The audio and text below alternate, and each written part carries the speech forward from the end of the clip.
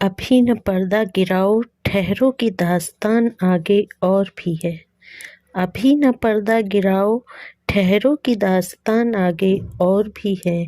अभी तो टूटी है कच्ची मिट्टी, अभी तो बस जिस्म ही गिरे हैं। अभी तो किरदार ही बुझे हैं, अभी सुलगते हैं रूह के गम, अभी धड़कते हैं दर्द दिल के, अभी तो एहसास जी रहा है। यह लौ बचा लो जो थक के किरदार की हथेली से गिर पड़ी है। यह लौ बचा लो जो थक के किरदार की हथेली से गिर पड़ी है। यह लौ बचा लो, यहीं से उठेगी जुस्तजू फिर बगुला बनकर। यहीं से उठेगा कोई किरदार फिर इसी रोशनी को लेकर। कहीं तो अंजाम जुस्तजू के सिरे मिलेंगे। अभी न पर्दा गिराओ, ठहरो की दास्तान आगे और भी है। नमस्कार, मैं सुहानी सिंह और नवरात्रि स्पेशल सेगमेंट का ये मेरा दूसरा वीडियो है और ये दूसरा सवाल भी, क्योंकि सांवलेपन पे एक जटिल सवाल, अनसुलझा सवाल मैं आपसे कर चुकी हूँ। इस वीडियो पे या इस वीडियो का टॉपिक मैं कहूँ, एक सवाल आखिर कब तक। निर्भया, आसिफा, हैदराबाद की डॉक्टर अंकिता, ऐसे अनेक नाम जिनकी लिस्ट बहुत लंबी है। मैं शायद नाम गिनाने बैठूं तो वीडियो कम पड़ जाए या दिन कम पड़ जाए, रातें कम पड़ जाए, लेकिन नाम ख़त्म नहीं होगा। सवाल वही, आखिर कब तक। जवाब किसी के पास नहीं, ना मेरे पास, ना आपके पास, ना प्रशासन के पास और ना ही समाज के पास। जी हाँ, मैं सही कह रही हूँ, जवाब किसी के पास नहीं है, चाहे वो समाज हो, प्रशासन हो, सरकार हो या समाज सेवी संस्था। अब अगर मैं ये पूछूं कि आखिर ये रेपिस्ट आते कहाँ से हैं, इनकी कौम क्या होती है, इनके संस्कार क्या होते हैं और इनकी आयु क्या होती है, तो शायद आप कहेंगे कि मैं पागल हो गई हूँ और ये मैं कैसा बेवकूफ़ों जैसा सवाल पूछ रही हूँ। लेकिन अगर मेरी तरह ही आप संवेदनशील होकर सोचेंगे तो आपको मेरा ये सवाल परेशान कर देगा और फिर मेरी तरह आपके पास भी कोई सटीक उत्तर नहीं होगा। मेरे पास तो नहीं है फ़िलहाल, क्योंकि माँ के गर्भ में अपराधी नहीं पलता, बच्चा मासूम और सच्चा होता है।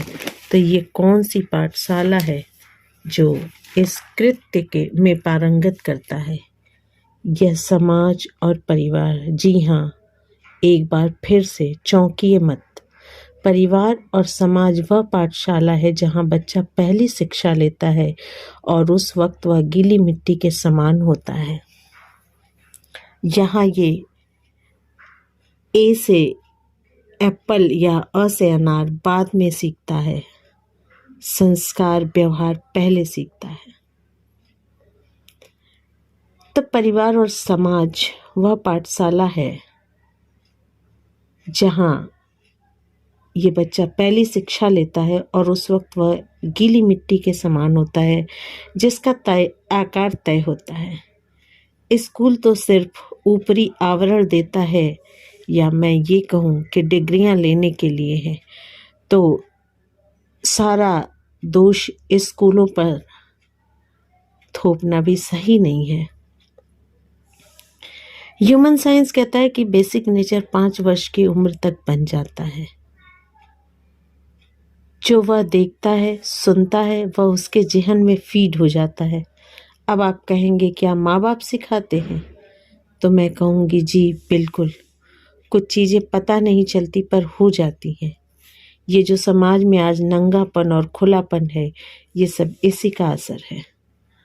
अब स्कूल के प्रेयर में प्रतिज्ञा नहीं बोली जाती कि हम सब भारतवासी आपस में भाई बहन हैं।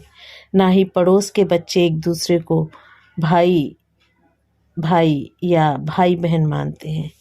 आपको याद होगा, पहले एक लड़की पूरे गांव की बेटी होती थी और उस पर बुरी नज़र डालने वाले से गांव का कोई भी व्यक्ति रक्षा करता था। आज लड़की घर पड़ोस में ही सुरक्षित नहीं है। आज लड़की घर पड़ोस में भी सुरक्षित नहीं है। अगर मैं गलत हूँ तो मुझे कमेंट में बताइएगा ज़रूर, क्योंकि मैं भी सर्वे देखती रहती हूँ और सर्वे में यही बताया गया है। और सर्वे ही नहीं, अगर पुराने आप केसेस को उठाकर देख लीजिए तो कभी स्कूल के बस का ड्राइवर, कभी पड़ोस के अंकल या घर में कोई धर्म मामा या कहीं कहीं तो रिश्ते के मामा चाचा फूफा भी ऐसी हरकतें करते हैं। तो कहने का मतलब ये है कि सावधानी इसमें सबसे बड़ी सुरक्षा है। और ये कब तक चलेगा? ये तब तक चलेगा जब तक हम सावधान नहीं होंगे। अपनी बेटियों को, अपनी बहनों को शिक्षा दीजिए। साइन ज़रूर मिलता है, किसी भी क्राइम का साइन ज़रूर मिलता है और हम उसको नज़रअंदाज करते हैं। अगर मैं अंकिता की ही बात करूं तो वो वहाँ पे गई जॉब के लिए, उसे अगर उसने ज़रा भी सिक्स्थ सेंस का यूज किया होता तो उसको पता चल ही जाता कि ये कैसे लोग हैं, और शायद आज अंकिता हमारे बीच जिंदा होती। ये तो मेरे विचार हैं, ये मेरी एनालिसिस है। आप इस बारे में क्या कहते हैं बताइएगा ज़रूर कमेंट में।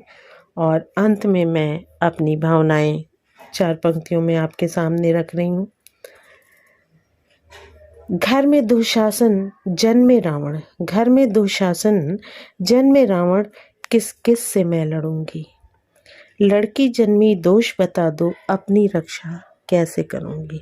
लड़की जन्मी दोष बता दो, अपनी रक्षा कैसे करूंगी। आज के लिए इतना ही। फिर नवरात्रि स्पेशल सेगमेंट में इसी तरह की एक ज्वलंत समस्या या दिल को छू लेने वाली कोई घटना के साथ में फिर मिलूंगी।